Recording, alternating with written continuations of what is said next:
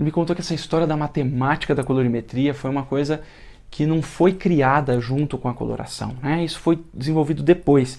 E olha só que interessante, a matemática da colorimetria, no nosso caso, no caso do cabeleireiro, foi criado depois com o intuito de vender mais colorações. Por quê? Porque para muitos, naquela época, a colorimetria era algo difícil de entender, né? E a verdade é que a marca de coloração precisava vender coloração e eles começaram a simplificar isso.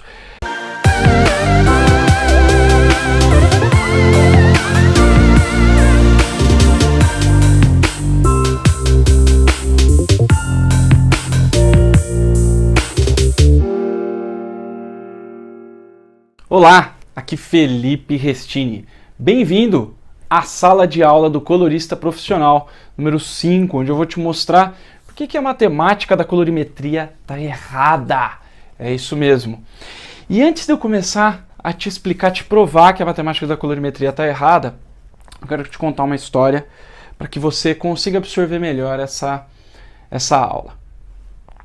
E a verdade é a seguinte, há muito tempo atrás, lá bem antes de Cristo, todos acreditavam que a Terra era assim, ó. A gente tinha a superfície da Terra e a gente tinha o céu. Acreditava-se que a Terra era plana. Você já deve ter visto esse desenho em que até o mar cai aqui, né? Você tem o mar aqui, Terra aqui. E a verdade é que acreditava-se que a Terra era plana. Por quê?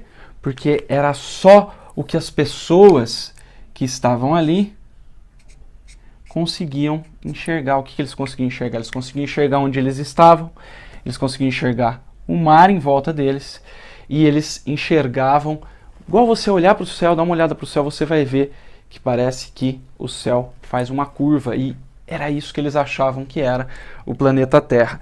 E aí foi Pitágoras, lá no século 6 a.C., que começou a falar que a Terra, na verdade, era redonda, ou esférica, né? Ela não é exatamente um círculo, uma bola, mas ela é esférica e, enfim, ele introduziu esse lance que aí depois, até hoje, é o que a gente vê. Hoje em dia a gente o ser humano já conseguiu ver o planeta Terra do espaço e conseguiu comprovar aí que a Terra era redonda. E a verdade é que demorou para esse pessoal aqui enxergar, entender e acreditar que a Terra era redonda. E tá tudo bem, o que eu vou apresentar aqui para vocês é justamente a Terra redonda. Por quê? Porque até agora todo mundo acredita que a Terra é plana, todo mundo acredita piamente que a matemática da colorimetria é o que vai salvar a vida dos cabeleireiros, é o que faz um cabeleireiro fazer as cores mais bonitas e etc. E eu vou te mostrar que, na verdade, isso é um engano, né? A matemática na colorimetria, ela tem uma importância muito menor do que você pode imaginar, muito menor do que é pintado por aí. E olha só, inclusive eu estava conversando com um grande amigo meu, que ele, só para você entender, esse meu amigo, ele trabalhou por muito tempo numa grande multinacional de coloração, numa grande multinacional de produtos profissionais, e ele foi técnico lá durante muito tempo, lá atrás, né, já faz bastante tempo isso, então ele pegou uma época diferente da época que nós estamos vivendo hoje, e ele é uma das pessoas que eu converso muito porque ele teve esse ensinamento da colorimetria do jeito que eu acredito que tem que ser, do jeito da Terra redonda, né? Ele teve a chance também de estudar com grandes mestres aí da nossa profissão. E o que ele me contou, que eu quero compartilhar com você?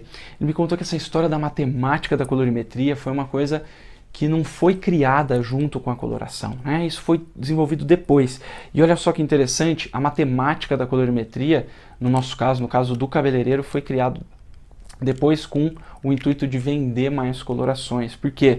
Porque para muitos, naquela época, a colorimetria era algo difícil de entender, né? E a verdade é que a marca de coloração precisava vender coloração e eles começaram a simplificar isso. Qual que é o problema quando a gente simplifica qualquer coisa? Por exemplo, você pega uma receita de bolo, né? E você pega uma receita de bolo e ela é muito complicada, tem todas as nuances, tem que bater assim, tem que esquentar até temperatura tal e fazer banho-maria, etc. Esses dias até eu estava tentando fazer um buttercream e eu falei, cara, vamos pegar essa mais simples aqui. E a verdade é que ficou tão doce que a gente não conseguiu comer, ficou intragável. Por quê? Porque eu quis ir pelo lado simplificado. E quando a gente vai para o simplificado, a verdade é que a gente nunca consegue chegar no ápice, a gente nunca consegue chegar no 100% de aproveitamento daquilo que a gente quer fazer. Então, se numa receita de bolo a gente tem isso, você imagina numa ciência um pouco mais complexa que é a colorimetria, né? Que a gente trabalha aí com química, com física e tudo mais.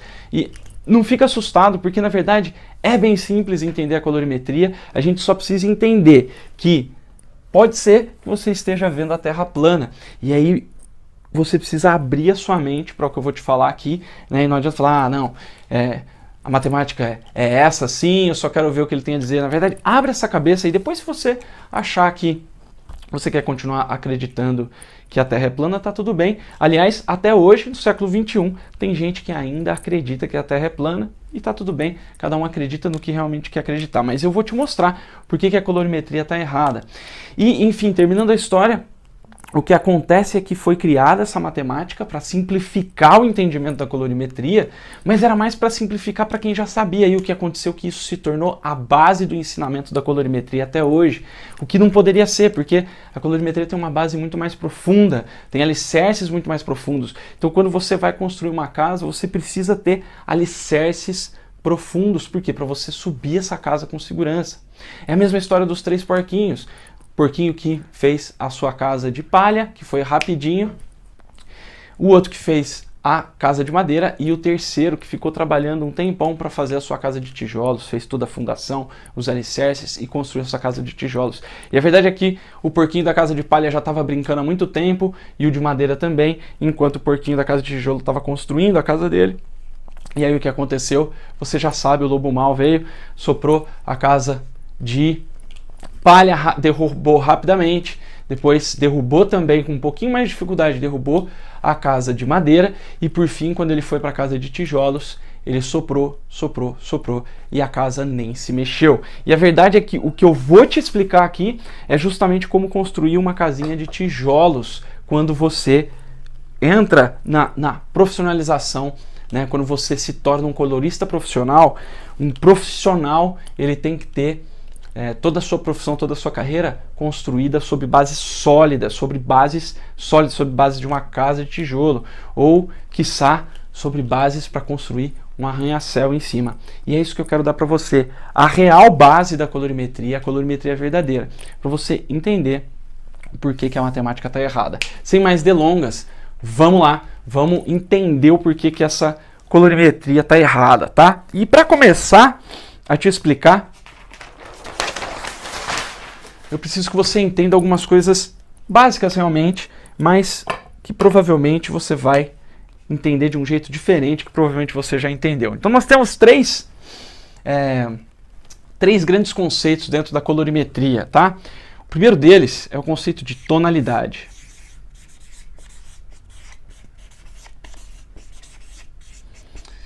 Que pode ser confundido com o conceito de fundo de clareamento também. Então, só para citar aqui para você os três, tá? É tonalidade, matiz e fundo de clareamento.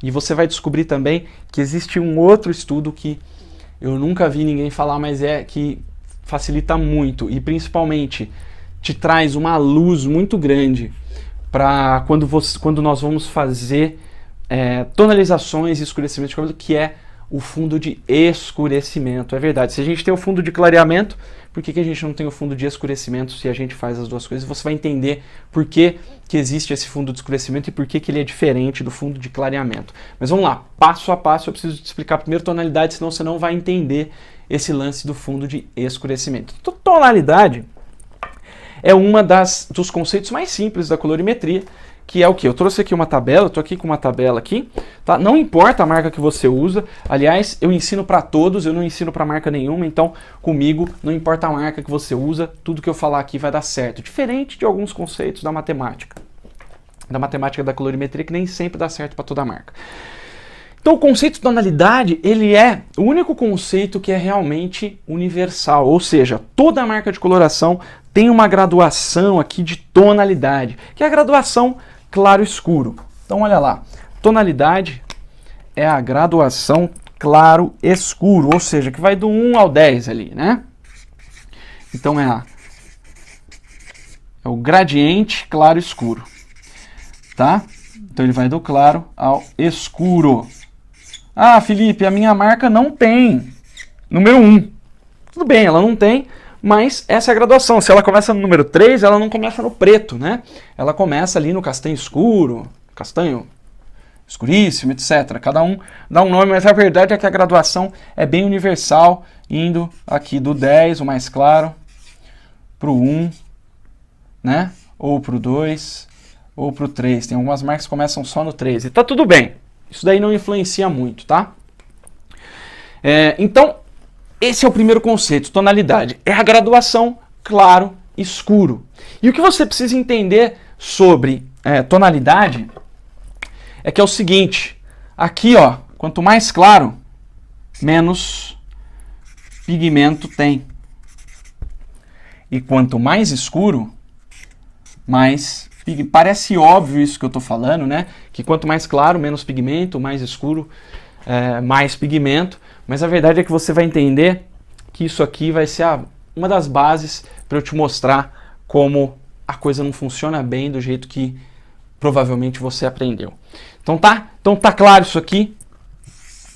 Quanto mais claro, menos pigmento. Quanto mais escuro, mais pigmento. E a gente tem uma graduação universal de 1 a 10, ok? E aí a gente passa, então, para o segundo conceito, mais importante, que é o conceito de matiz. O que é matiz? Ora, se tonalidade é a nossa graduação claro e escuro, que é universal, a matiz é a cor em si, né? É a graduação de cor, é o gradiente de cor. O que isso quer dizer?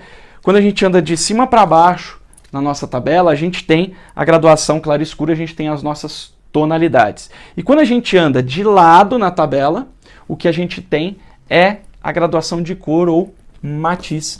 Então aqui, ó, é a graduação de cor.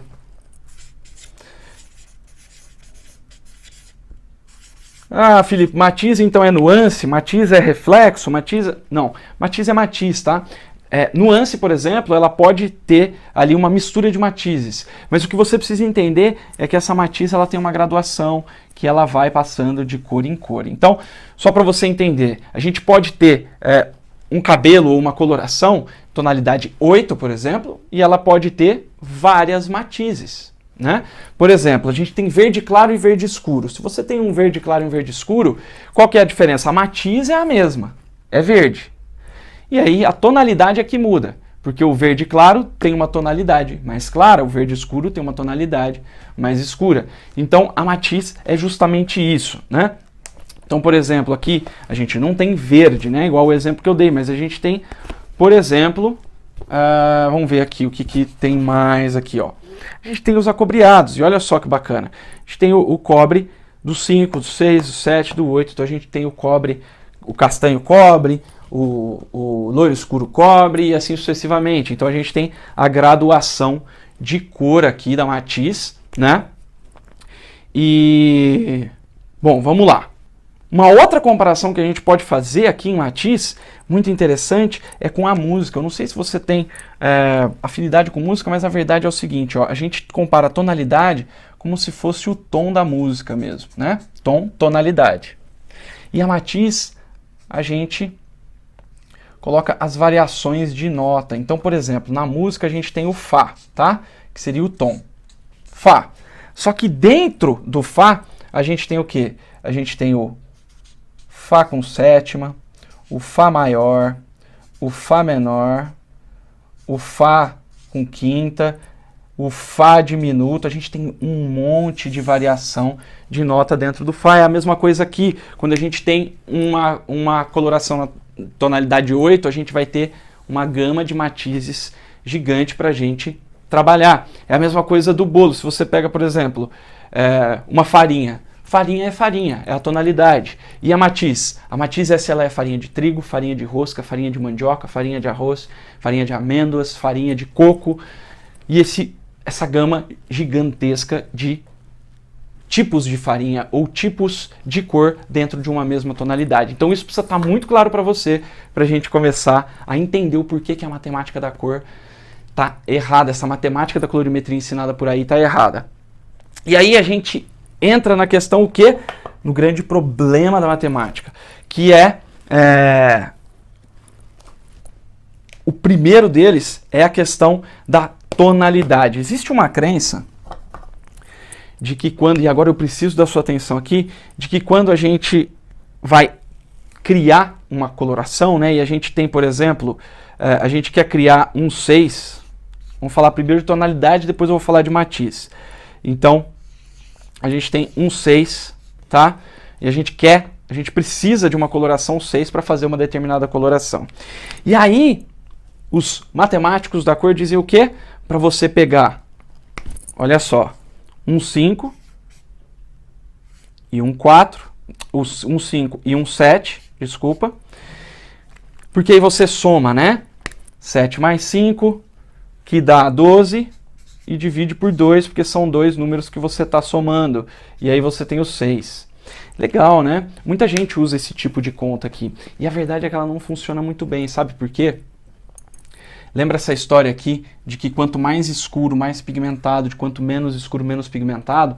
Pois é, a pigmentação do 5 para o 6, do 6 para o 7, ela não é tão certinha desse jeito, ela não é tão uniforme desse jeito, tá? Por quê? Até porque a gente tem aqui uma diferença grande de oxidação, né? O que a maioria do pessoal não conta, olha só, que são os grandes poréns da coloração, é o que, ó? A gente lida com uma cor que é oxidativa. O que isso quer dizer?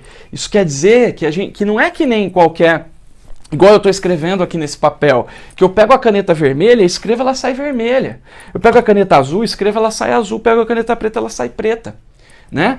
O que a gente precisa entender é que quando a gente usa coloração de cabelo, a gente precisa de uma reação química, que é a química de oxidação. E sabe como funciona isso daí? A gente pega, se você pegar uma coloração, agora se eu pegar uma coloração de cabelo e colocar aqui nesse papel branco, quando você bate no pote, você deve ter visto isso, a massa da coloração tá que cor? Tá branca, né? A não ser que você pegue um vermelho que tá um vermelho, mas não é o vermelho que ele vai ficar. E aí você passa aqui, ele vai estar branco, ou vai estar aquele vermelho X, e aí você deixa contar o tempo de pausa, que ele vai virar outra cor. O que acontece? Quando a gente tem a oxidação, para que serve a oxidação?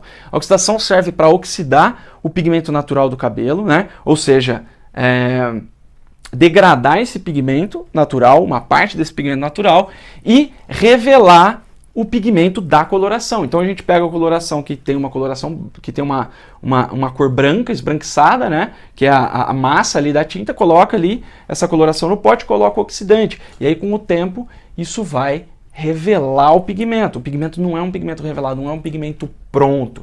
Então a gente precisa revelar isso daí. E quando a gente passa pela oxidação, a verdade é que a gente tem uma influência muito grande, principalmente quando essa oxidação oxida o cabelo natural, que está por baixo ali, seja ele branco, seja ele pigmentado natural. E isso aqui acaba não funcionando direito, tá? Primeiro por causa dessa questão da oxidação, né? E segundo por causa da questão física, o brilho, o reflexo da cor, né? Então a gente sabe que cor, ela é uma onda de cor refletida.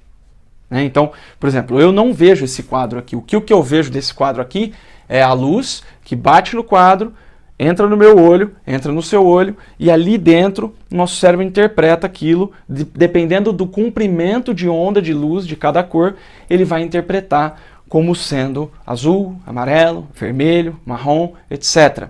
Para explicar um pouquinho melhor sobre essa questão de o que é cor, como que funciona essa questão de ondas de luz, né, e reflexão, eu vou chamar aqui rapidamente o Dr. Haar. Dr. Haar, por favor, me ajude aqui. Então vamos lá, a física da cor. Como funciona? Primeiro o que temos que entender é que nós não vemos as cores. Nós não vemos as cores. O que nós vemos? Nós vemos a luz que emite ondas, as ondas de luz. Essas ondas batem, refletem no objeto e essa luz que reflete é captada pelo olho humano. Quando captada pelo olho humano, o olho interpreta essas ondas de luz como cores e formas. Quando a luz bate no objeto, algumas ondas de cor são absorvidas pelo objeto e outras ondas de cor são refletidas.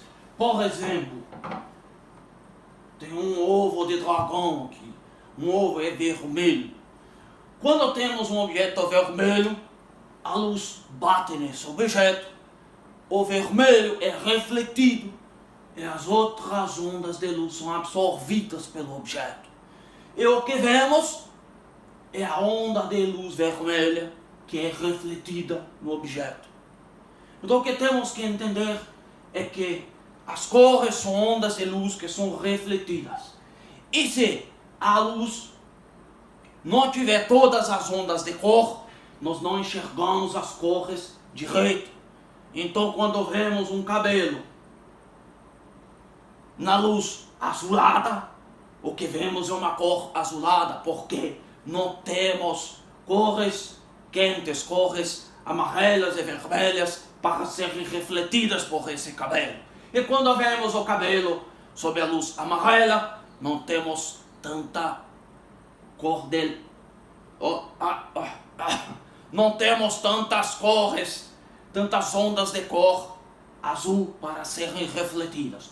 E o que acontece é que quando temos uma cor de luz, que não é uma cor que tem todas as ondas de cores, como a luz do sol, o que vemos é a cor errada do objeto. Precisamos ter todas as ondas de luz para conseguirmos enxergar o objeto quando a luz é refletida. Espero ter ajudado, Felipe. Até a próxima. Me deixe estudar. Para introduzir para a gente aqui sobre fundo de clareamento, vou chamar mais uma vez o Dr. Haar. Dr. Haar, por favor, sua ajuda. Felipe, vamos lá. O que é fundo de clareamento? A definição de fundo de clareamento é o residual químico e físico da cor, determinado pela tonalidade, matiz, etnia e local de residência. Eu vou explicar um pouco melhor. O fundo de clareamento é a cor revelada, a cor que é o residual de cor quando clareamos o cabelo, que pode ser de várias matizes diferentes. Isso vai depender, isso não é sempre igual. Isso vai depender da tonalidade natural desse cabelo, vai depender também da matiz natural desse cabelo. E vai depender também da etnia dessa pessoa. Qual é o código genético dessa pessoa? A genética também vai ter uma influência muito grande no fundo do clareamento. E também vai depender de onde essa pessoa mora, onde essa pessoa reside. Por quê? Porque quando a pessoa mora num lugar mais frio, o fundo de clareamento tende a ser mais acinzentado. E quando a pessoa mora num lugar mais quente, como aqui no Brasil, a pessoa tende a ter um fundo de clareamento mais quente. Então, isso é que é fundo de clareamento. Espero ter ajudado, Felipe. Até a próxima. Muito obrigado, Dr. Haar. Então, olha só, você entendeu que o fundo de clareamento é o residual químico e físico que depende de etnia, depende de local de moradia e tudo mais, né? E a verdade é que eu trabalho com três variações de fundo de clareamento, tá? 3 variações, uma atenuada, a normal, digamos assim, e uma mais intensa. O que seria isso? Isso seria a quantidade de pigmento, né? O que acontece? Nós temos 2 tipos de pigmento no cabelo, tá? A eumelanina e a felmelanina.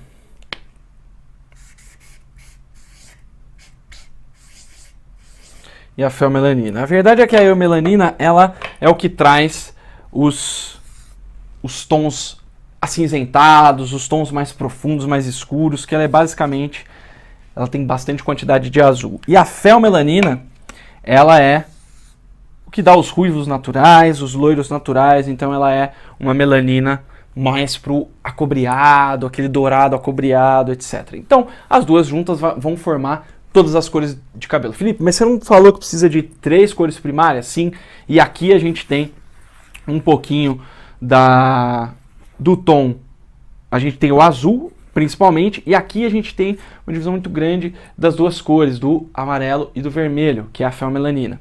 Então, beleza, a gente tem essas 2 coisas. E olha só que interessante. A forma atenuada, por que eu estou falando de melanina aqui para vocês?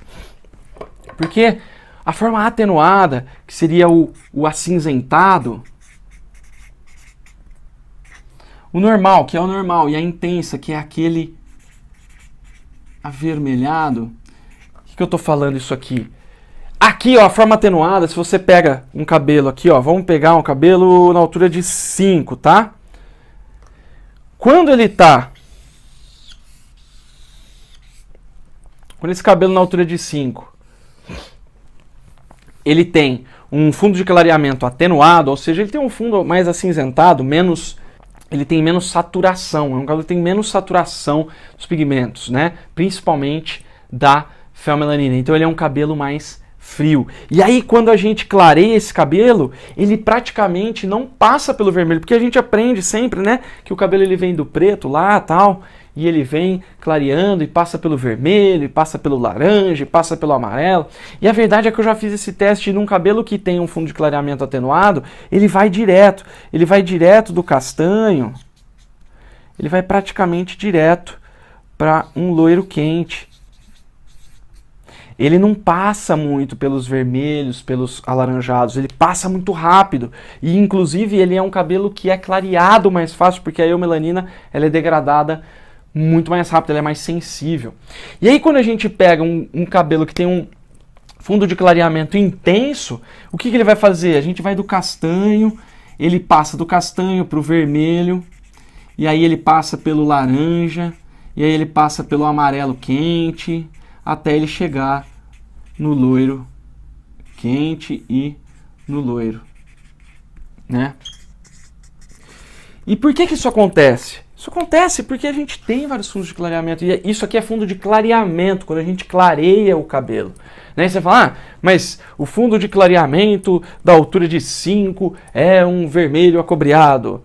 Ah, beleza, ele é um vermelho acobreado quando a gente clareia, e quando é um cabelo tido como normal, um cabelo que é na média. Quando a gente pega um atenuado, ele não vai ter esse fundo de clareamento vermelho alaranjado.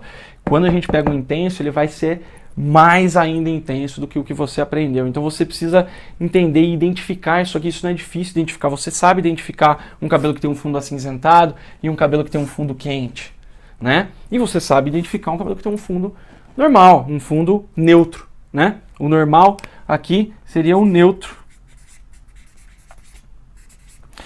E tá tudo bem, o neutro ele vai passar por todas essas cores, mas ele vai passar de uma forma mais linear, e aqui ele vai demorar para passar pelas cores mais quentes ali.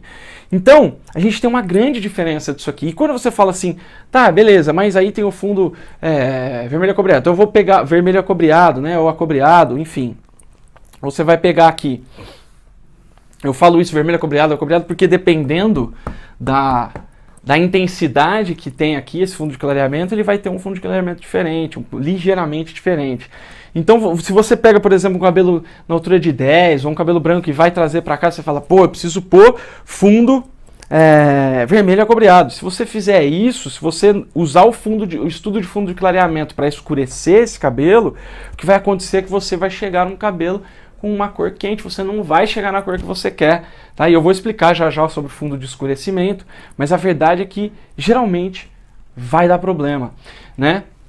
Muita gente gosta de fazer pré-pigmentação, por exemplo, para escurecer cabelo. E a verdade é que se você pré-pigmenta com o fundo de clareamento daquela altura de tom que você quer chegar, a verdade é que você vai ter um resultado não satisfatório. Você não vai chegar numa cor neutra, que seria a proposta da pré-pigmentação. É você chegar numa cor neutra para ele não chumbar. E a verdade é que existem outras coisas para ele não chumbar. É só você entender a ciência do chumbado, a ciência do chumbamento, digamos assim, que eu vou pincelar também aqui para você. Mas o que você precisa entender é o fundo de clareamento primeiro. Então, esse aqui a gente vai clarear bem mais rápido e provavelmente a gente vai chegar num tom mais claro, de uma maneira muito mais fácil. E esse aqui a gente vai ser mais difícil, ele vai demorar mais e tudo mais. É por isso que às vezes você pega um cabelo tonalidade 5 e ele vai rapidinho e é tranquilo, e você vai pegar um outro cabelo que é bem mais difícil por causa dessa diferença aqui, ó. Isso aqui é diferenciado pelo quê? Etnia é uma das coisas. O que isso significa? Dependendo da descendência, né, dependendo da etnia que essa pessoa vem, ela vai ter, né, dependendo da genética. Isso aqui, etnia, aqui, ó, é genética. Então, geneticamente, a gente já tem ali uma programação para a gente ter um cabelo com fundo de clareamento mais atenuado, mais neutro ou mais intenso. Então você vai pegar a etnia, você já vai olhar, por exemplo, o cabelo de um descendente de japonês, um descendente oriental, ele provavelmente vai ter um fundo de clareamento mais intenso. Se você pega, por exemplo, uma pessoa de etnia que tem descendência europeia, né, da Europa Ocidental, você vai ter mais chances de pegar um cabelo que tenha um fundo atenuado. E se você pega, por exemplo, uma mistura de descendências que é o brasileiro, por exemplo, ou que, vamos pensar um pouquinho, o próprio americano, né, o norte-americano, nos Estados Unidos a gente vai ter bastante cabelo mais para neutro. E, enfim, esse estudo de etnia é um estudo muito mais aprofundado, mas saiba que a genética, a etnia, vai ter uma influência grande no tipo de fundo de clareamento que a gente vai ter, tá? Eu divido em 3 aqui para finalidade didática, mas existem várias graduações aqui no meio delas, tá? Mas tranquilo, você sabendo que existe essa variação, você já vai bater o olho no cabelo e já vai entender que esse fundo de clareamento pode ser mais difícil ou mais fácil, ou que ele pode ter algumas nuances diferentes no meio, certo? E aí, a outra coisa que a gente vai ter, que vai diferenciar essas diferentes forças, digamos assim, essas diferentes intensidades, é o local de moradia. Local de moradia? Galera. E para antecipar aqui para você, se você mora no sul do país, saiba que você vai tender a encontrar cabelos mais para esse lado aqui, mais para atenuados. Se você mora no norte, no nordeste do país, você vai tender a encontrar cabelos mais com fundo de clareamento mais intenso. Por que isso? E aí você vai me perguntar. E aí eu vou te dar um exemplo bem com uma diferença bem grande para você entender, tá? Onde que eu vou desenhar isso aqui? Aqui, ó. A gente tem aqui o planeta Terra, tá? Rapidamente para você entender. Aqui no meio do planeta Terra, assim, quando a gente estuda, né, o mapa mundi, a gente tem a linha do Equador. E a grande diferença de local de moradia tá aqui e aqui. Então, olha só, quanto mais próximo da linha do Equador, ou seja, quanto mais tropical é o clima, quanto mais quente é o clima, mais intenso vai ser o fundo de clareamento. E quanto mais frio for esse local de moradia, mais atenuado será esse fundo de clareamento. Mas por que raios isso acontece? É muito simples, na verdade. Quando a gente tem uma alta incidência de calor, uma alta incidência solar, o que acontece é que você já deve ter ido para a praia e você vai para a praia e a gente se bronzeia na praia. E o que é o bronzeamento? O bronzeamento é uma produção acelerada de melanina para que a nossa pele se proteja da agressão das radiações solares. E isso, no longo prazo, acontece também um pouco com o cabelo. O que acontece? Se a pessoa mora ali num lugar muito quente, ela vai ter alta incidência solar. Então, você vai ver que as peles vão ser mais bronzeadas e que o cabelo vai ter uma coloração mais intensa, um fundo de clareamento mais intenso. Por quê? Porque o organismo vai produzir mais melanina para conseguir fazer essa própria defesa do organismo, né? Fazer a defesa contra essa radiação. E quando você vai para um lugar mais frio, muito frio, por exemplo, a Noruega, você vai ver que as pessoas têm a pele mais clara porque elas não se bronzeiam e o cabelo também vai ter um fundo de clareamento mais atenuado, né? Por quê? Justamente porque não precisa dessa proteção da melanina para proteger das radiações solares. E a verdade é essa. A gente tem uma variação grande com etnia e com local de moradia. Sim, pode perceber, se você mora bem no norte aí do país, bem no norte do Brasil, norte e nordeste, você vai me dar razão. Pô, aqui realmente o cabelo é difícil. Se você mora no sul, você vai dizer, acho que todo mundo sabe que no sul a gente tem muito mais cabelo com fundo de clareamento mais acinzentado, cabelos mais claros, né? Enfim, e isso influencia completamente no resultado das suas colorações, o resultado das suas luzes. Por quê? Porque o fundo de clareamento muda também. E se você aprende e fixa só no que é neutro, normal, no que é a média, você pode ter problema aqui no atenuado, principalmente com chumbado, e vai ter problema lá no intenso, principalmente com residual de cor quente. Beleza? Então, vamos então. Eu vou aqui desmitificar algumas coisas. Depois dessa explicação, eu vou tirar alguns mitos da nossa cabeça, assim. Eu vou tirar alguns mitos que provavelmente você tenha. Perdão, é um mito que muita gente tem. São mitos que muitos profissionais têm. Um deles é que eu já ouvi muito, né? Quando eu mostro a minha tabela de fundo de clareamento, me dizem, mas tal cor, por exemplo, no 7, eu montei uma tabela de neutralização e matização, né? Que é a Neutrotab. Eu montei essa tabela para o meu curso colorista profissional e para o curso Master em Colorimetria Verdadeira também. E a verdade é que é uma tabela já prontinha para você neutralizar e matizar, não importa a marca de coloração que você use. Então eu crio ali uma tabela para cada marca de coloração para já facilitar isso ali para os meus alunos. E muita gente me fala, mas você colocou aqui que no 9, para neutralizar 9, tonalidade 9, com matiz acobreada. Não existe fundo de clareamento acobreado na altura de 9. Como é que eu vou explicar, né? E foi mais ou menos daí que surgiu essa questão do fundo de escurecimento. Porque, tudo bem, quando a gente clareia e chega no 9, né? Tudo bem, a gente não tem, no estudo normal a gente não tem o acobreado lá na altura de 9. Na altura de 9 seria o amarelo. Mas não é assim que acontece na vida real. Quantas vezes eu já vi aluno falando como que eu neutralizo o alaranjado desse cabelo? Que altura de tom que ele tá? 9. Então a gente tem sim alaranjado na altura de 9. Sabe por quê? Porque existe também o residual físico. Lembra lá? O Dr. Haar falou sobre o residual físico. O que é esse residual físico? O residual físico,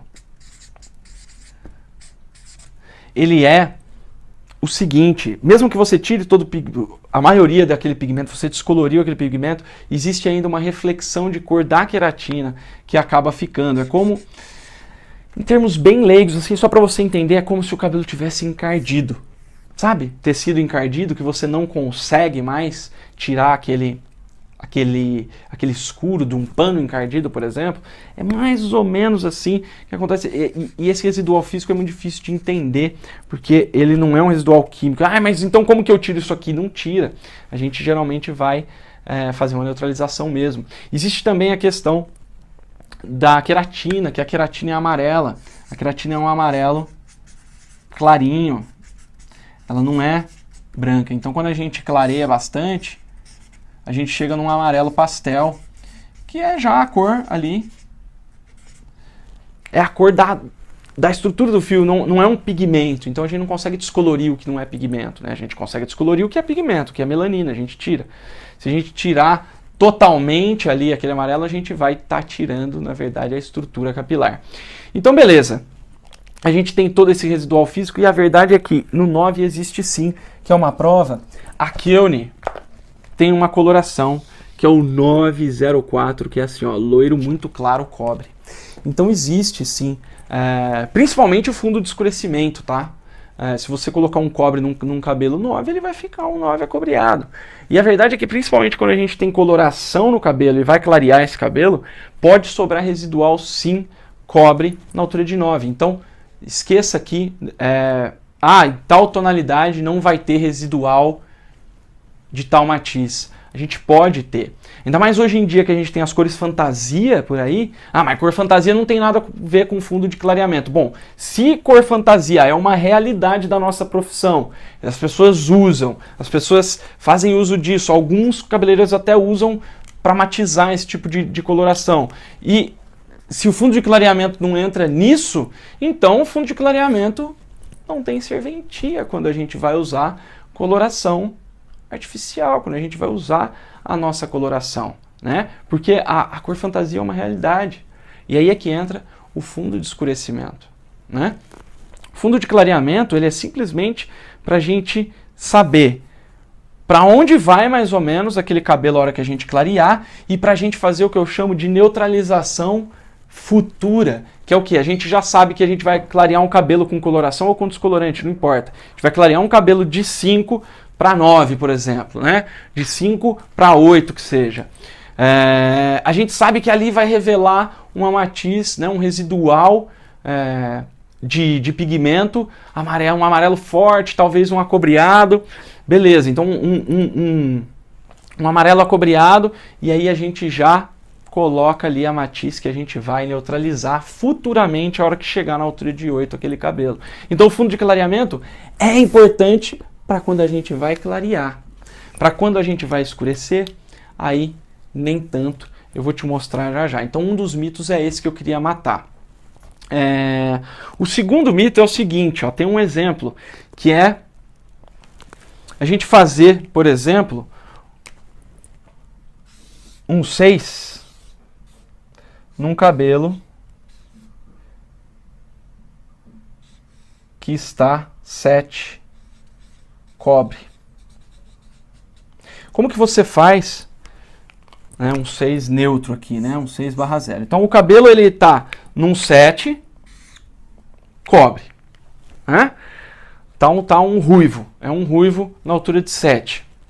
E a gente quer vir pro 6/0, a gente quer escurecer um tonzinho e fazer isso. O que é isso daí? A gente vai ter que usar neutralização, vamos ter que neutralizar esse cobre e chegar no 6/0. E aí, quando a gente faz isso, a gente está usando, quando a gente neutraliza, se a gente fosse pensar no fundo de clareamento 6, tá tudo bem, né? 7, ele tá cobre, fundo de clareamento 6, o que a gente vai fazer? Qual que é o fundo de clareamento da altura de 6? Não é o cobre? Então o que você faz? Bota o 6/0 lá e aí ele vai ficar 6? Não vai. Você tem que neutralizar. Por que você tem que neutralizar? Porque o fundo de escurecimento não é a mesma coisa que o fundo de clareamento, né? Tem muita gente que pré-pigmenta lá com cobre para poder chegar nessa altura, na altura de 6. E aí, o que você me diz? Nós vamos ter que neutralizar esse cobre. Nós vamos ter que usar aí o pigmento azul para a gente neutralizar esse cobre, se ele tiver aquele cobre bem alaranjado mesmo. Né? Por quê? Para a gente chegar no neutro. Mas você está descendo só um tom, tudo bem, mas não é o fundo de clareamento que falam que é o do 6? Então, como que você me explica que a gente vai neutralizar essa parada aqui? A verdade é essa. Um outro exemplo é se a gente quer ir de um branco, de um cabelo branco, para um 7 neutro, né? A gente também vai fazer um escurecimento aqui. E a verdade é que se a gente puser o 7-0 ali, ele vai funcionar, ele vai ficar um 7 acinzentado, mas vai funcionar. Não vai chegar a chumbar nem nada. E se você colocar aí nesse branco uma pré-pigmentação cobre amarelado, ele vai ficar um 7 quente, não vai ficar um 7 neutro. Então quando a gente tem que entender que neutro é neutro, né? Cobre é cobre, cada matiz é cada matiz, e a gente precisa entender esse fundo de escurecimento para você entender como que você vai lidar com essas situações aqui. Vamos lá então para o fundo de escurecimento? Então, vamos lá, fundo de escurecimento.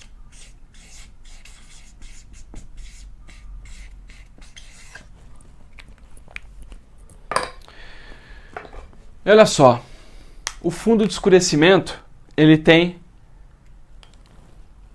um fundamento que vai fazer você nunca errar, que é o seguinte: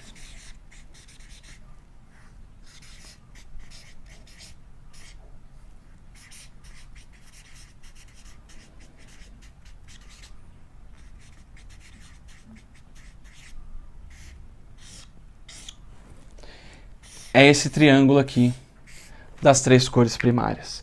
E aí por quê? Porque toda vez que a gente vai dar cor para um cabelo, você tem que lembrar que você precisa da presença das 3 cores primárias. Você precisa do amarelo, você precisa do azul e você precisa do vermelho. Em qual altura de tom, Felipe? Em qualquer altura de tom, você precisa ter essas 3 cores primárias. Quer uma prova?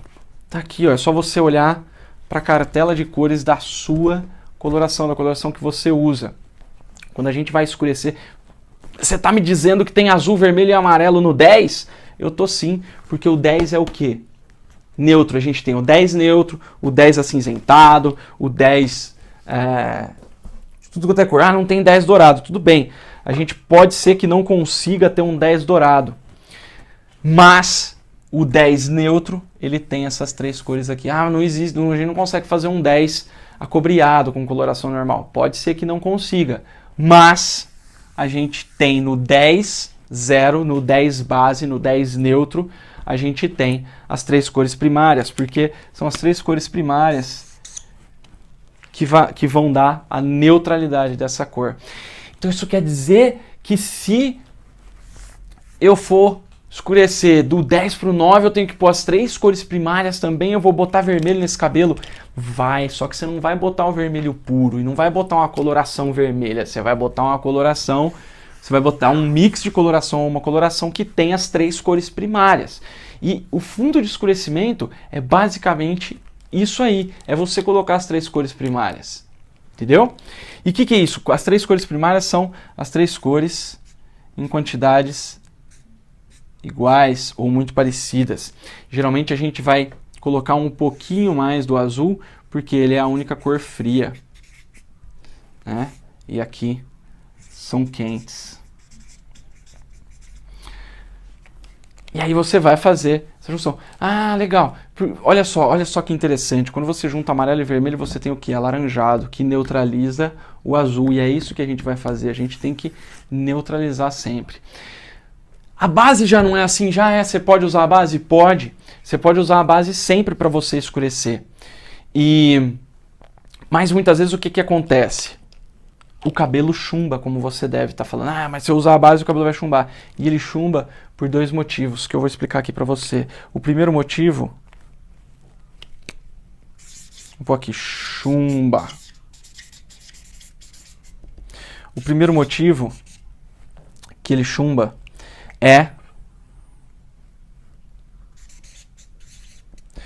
Principalmente não, mas o primeiro motivo é que existe pigmento azul no cabelo claro. Ah, o cabelo branco também tem... O cabelo branco principalmente tem pigmentação azul. Tem um outro vídeo, uma outra aula que eu falo sobre cabelo branco, em que eu explico melhor isso aqui, mas ele tem um pouquinho de eumelanina no cabelo branco. Então o pigmento azul pode vir a fazer chumbar. A outra coisa que pode fazer o cabelo chumbar é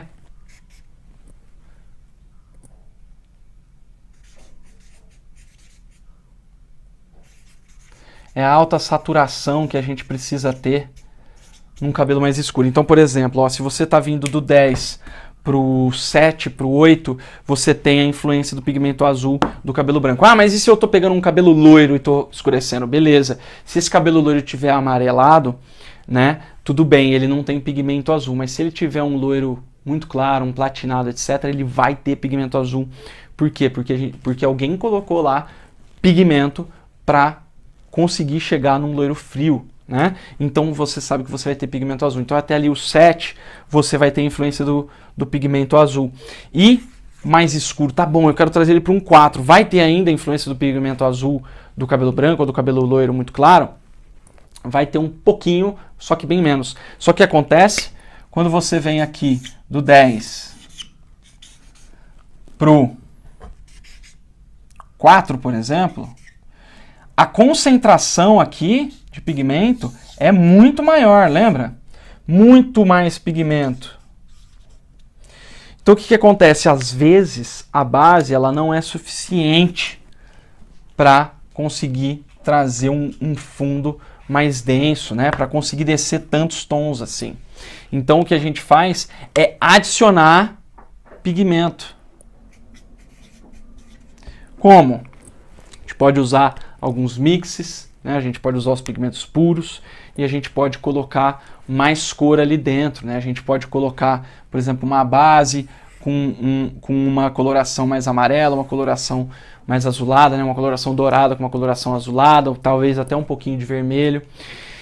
E existe uma outra coisa que a gente precisa entender quando no fundo de escurecimento, que é um assunto bem complexo bem complexo não, ele é novo, né? Ele é uma terra redonda, igual eu falei para vocês, que é a questão da estrela de Oswald. A estrela de Oswald, ela é incompleta para nossa profissão. E tem até um vídeo que eu falo, uma aula que eu exploro bem a fundo isso daí, mas a verdade é a seguinte, ó. A gente tem aqui, deixa eu pegar essa mesma roda aqui para explicar isso para você. A gente tem como se fosse assim um poder de cada matiz em cima de outra quando a gente fala em coloração, tá? Isso não serve muito para as outras questões, mas em coloração tem porque a gente tem a influência da oxidação sempre. Então o que acontece? O vermelho ele sempre mata o amarelo, né? E o amarelo nem sempre mata o vermelho. O que isso quer dizer mata, Felipe? Você tá ficando doido? Não, não tô não. Olha só, se você pega um cabelo que tá amarelo, né? Vamos pegar aí um cabelo na altura de 7 ou de 8, mais fácil para você entender, um 8 dourado. E você quer fazer ele ficar um 8 vermelho, um 8 cobre, né? Um ruivo. Um ruivo na altura de 8, você está com um cabelo 8 dourado, o que você faz? Você simplesmente adiciona o vermelho acobreado ali. Beleza, você tem um cabelo vermelho ou acobreado, tá tranquilo. E quando você tem um cabelo acobreado ou vermelho na altura de 8 e você quer ir para um dourado na altura de 8. O que é que você tem que fazer? Se você colocar um 8 dourado, ele vai ficar dourado? Não, ele não vai. Você vai ter que descolorir esse vermelho para você conseguir chegar num 8 dourado. E é isso que eu falo da guerra de forças, de quem mata quem aqui. O vermelho sempre matou o amarelo. Então, quando a gente vai trazer fazer esse escurecimento muito grande, a gente precisa adicionar um pouco mais de amarelo, quiçá um pouquinho de azul, tá, nessa base. Por quê? Porque o vermelho ele vai, a gente vai pôr um monte de quantidade, né? Então você joga um 4, uma base 4, né? Uma coloração 4 neutra, um 4-0 ali, você joga um 4-0, o que vai acontecer? É muita concentração de pigmento, o vermelho vai matar os outros, e aí você precisa, o vermelho vai matar principalmente o amarelo, você precisa principalmente adicionar amarelo aqui na sua fórmula de cor, né? E aí você não vai ter chumbamento, não vai ter nada disso. E por quê? Porque tanto o azul quanto o vermelho são pigmentos muito mais fortes, por exemplo. Então, o que acontece, principalmente em cores mais escuras, o azul e o vermelho vão tender a se sobressair, né? Azul com vermelho dá o quê? Dá roxo, então ele vai tender a ficar aquele irisado, aquele cinza rato. E é aí que você joga o amarelo para compensar isso daí. E a verdade é que isso aqui provavelmente vai contra muito do que você aprendeu, mas esse é o jeito certo. E você Pode ser que você esteja tendo contato com esse tipo de conceito pela primeira vez. Tá tudo bem, tem bastante vídeo em que a gente aborda isso aqui, em que eu explico diferentes aspectos disso aqui, e aí você vai poder ter a possibilidade de entender tudo isso. Mas eu acredito que até aqui você conseguiu entender um pouquinho do conceito do fundo de escurecimento e que você precisa pensar nisso aqui, que você precisa das 3 cores primárias para escurecer, e que escurecer é bem diferente de clarear. Por quê? Porque quando você clareia, você tem o fundo de clareamento, você vai lá e neutraliza. E quando você escurece, você precisa fazer uma compensação aqui desses pigmentos, dessa guerra de forças que tem desses pigmentos, tá? Então eu aconselho que você vá lá assistir mais essas aulas que eu citei aqui durante essa aula, para você poder ter uma visão melhor aí de como funciona esse fundo de escurecimento. Tá? E a verdade é que se você for tentar usar aquele esquema do fundo de clareamento, tentar fazer pré-pigmentação, a verdade é que você nunca vai conseguir atingir a cor exata. E pensando nisso aqui, as chances são que você vai chegar muito mais fácil nesse resultado. Apesar de ser difícil de entender da primeira vez, lembra? Nós estamos vendo a Terra redonda. Até agora, você achava que a Terra era plana. E quando alguém fala que a Terra é redonda, é difícil entender. E tá tudo bem. Vai depender de você se você quer realmente entender melhor isso aqui. E aí você vai começar a pensar nisso, vai começar a aplicar isso. Quando você menos esperar, isso aqui já é parte de você. E você vai conseguir levar isso bem tranquilamente aí pra frente, beleza? E olha só, atividade proposta para você. Todo final da sala de aula eu procuro propor uma atividade para você fazer, uma atividade justamente para você fixar todo esse conteúdo e principalmente para você ver que realmente as coisas que eu tô te ensinando aqui, elas realmente funcionam na vida real. Então, que é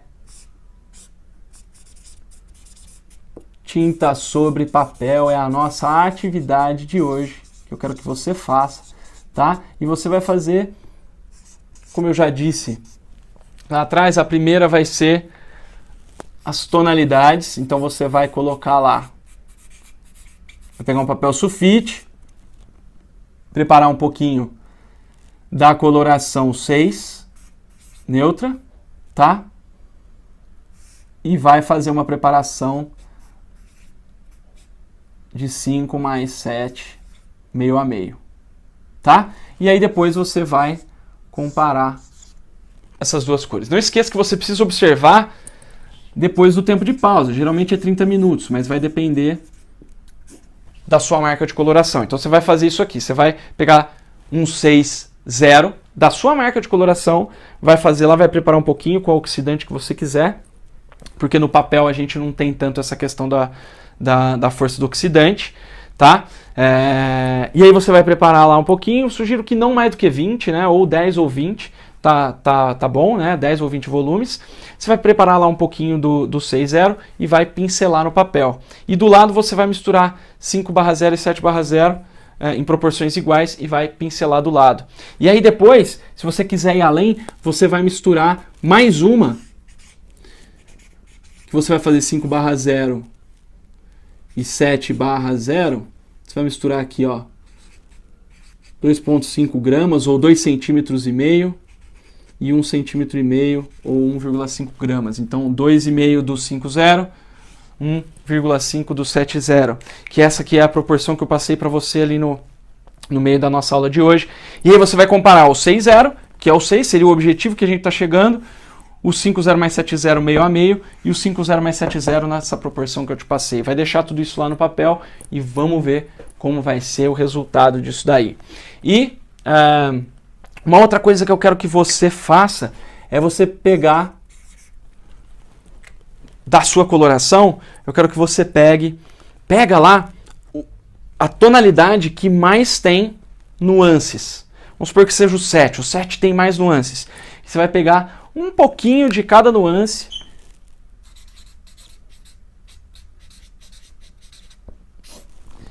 e vai fazer o teste das matizes no papel. Você vai dar uma pincelada de cada uma dessas colorações que você tiver ali, pega as que estão abertas ali, não precisa abrir para fazer o exercício não, você vai pegar e vai observar essas matizes.